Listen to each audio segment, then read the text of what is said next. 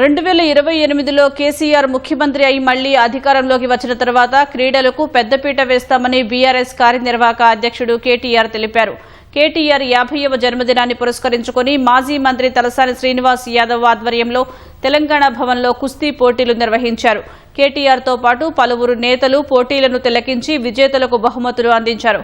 హైదరాబాద్లోని 70 అఖాడాలకు తలసాని ట్రస్ట్ ఆధ్వర్యంలో 10 చొప్పున అంతర్జాతీయ ప్రమాణాలతో కూడిన మ్యాట్లను అందించారు. ఇప్పుడు ప్రతిపక్షంలో ఉన్నందున తెల్లారి లేస్తే పోరాటమేనని, ఉదయం ధర్నా, సాయంత్రం కుస్తీ అయినా ఫైటింగ్ మోడ్లోనే ఉండాలని తలసాని శ్రీనివాస్ యాదవ్ ఏర్పాటు చేశారని కేటీఆర్ అన్నారు.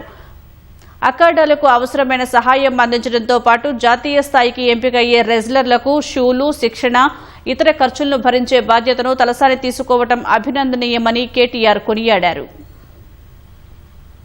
అన్నయ్య మనం ఆపోజిషన్ లో ఉన్నాం, తెల్లారు లేస్తే ఫైటింగ్ లే ఉండాలి. కాబట్టి పొద్దున ధర్నా అయినా మళ్ళా సాయంత్రం కుస్తీ అయినా ఖచ్చితంగా మనం ఫైటింగ్ మోడ్ లోనే ఉండాలని చెప్పి అలా జోర్దార్ ప్రోగ్రామ్ ఏర్పాటు చేసినందుకు సీనన్నకు హృదయపూర్వకంగా నమస్కారాలు. చాలా మందికి తెలియని విషయం ఏంటంటే శ్రీనివాస్ యాదవ్ గారి తండ్రి గారు వారు కూడా పహల్వాన్ ఉండే. కాబట్టి అన్నకు మొదటి నుంచి కూడా పహల్వాన్లన్నా, కుస్తీ అన్నా, రెజ్లింగ్ అన్నా చాలా చాలా ప్రత్యేకమైన ఆసక్తి ఉంది. అందుకే తనంతట తానుగా వాళ్ళు అడగలేదు. ఉండే 70 అఖాడాల్లో జితే 60 अखाड़ा जो है 70 वहाँ पे जो भी उनके रिक्वायरमेंट है, जो 700 मैच और साथ ही साथ 150 जो हमारे पहलवान नेशनल्स के लिए सिलेक्ट होते हैं हैदराबाद से, हर किसी को पूरे तरह से, चाहे उनकी जूता हो, शूट हो या ट्रेन का खर्चा हो, जो भी हो, पूरा जिम्मेदारी मेरा है आज से बोल के जो श्रीनिवास यादव साहब ఆగే మళ్ళీ తిరిగి ముఖ్యమంత్రి కేసీఆర్ గారు అయితారు 2028లో. ఈసారి తప్పకుండా హైదరాబాద్ మహానగరంలోనే కాదు ప్రతి గ్రామంలో రాష్ట్ర వ్యాప్తంగా కూడా మరి అన్ని రకాల క్రీడలకు కూడా ప్రోత్సాహం ఇచ్చే విధంగా కార్యక్రమాలు తీసుకుంటాం. కానీ అప్పటిదాకా శ్రీనివాస్ యాదవ్ గారు లాంటి మా నాయకులు,